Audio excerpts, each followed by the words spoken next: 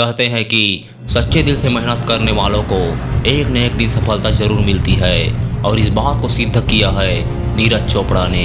नीरज चोपड़ा ने Tokyo Olympic 2021 में स्वर्ण पदक जीतकर इतिहास रच दिया है। लेकिन आपको बता दें, यह सब अचानक नहीं हुआ है।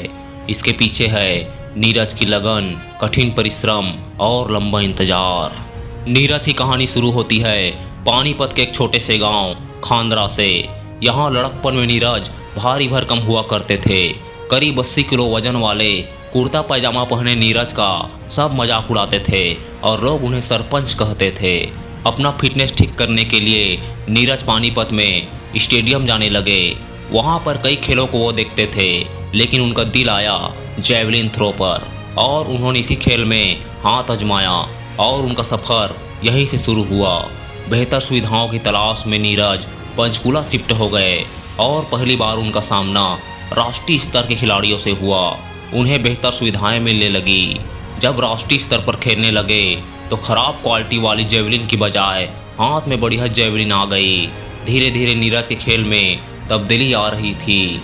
जब 2016 में भारत पीवी सिंधु और साक्षी मलिक के मेडल का जश्न मना रहा था, तो एथलेटिक्स की दुनिया में कहीं और एक नए सितारे का उदय हो रहा था।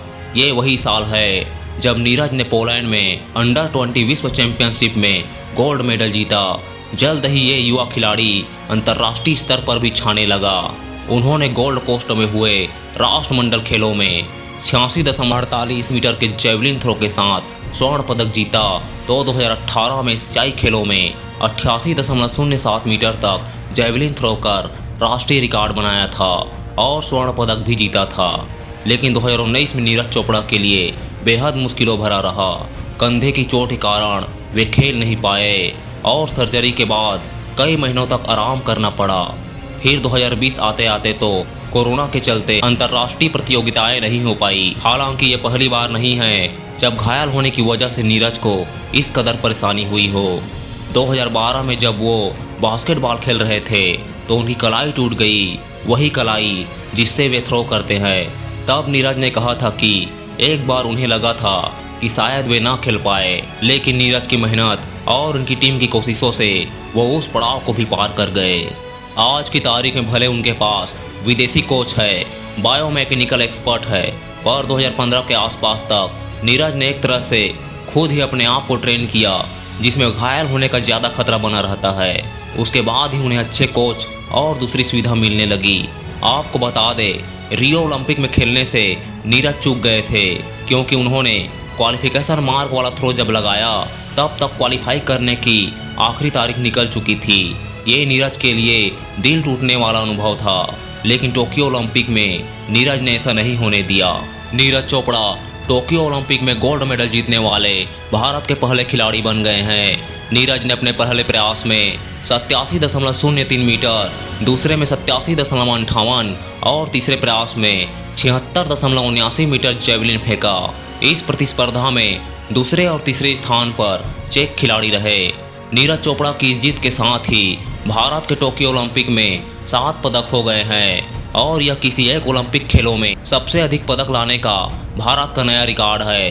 इससे पहले 2012 लंदन ओलंपिक खेलों में भारत ने 6 पदक जीते थे।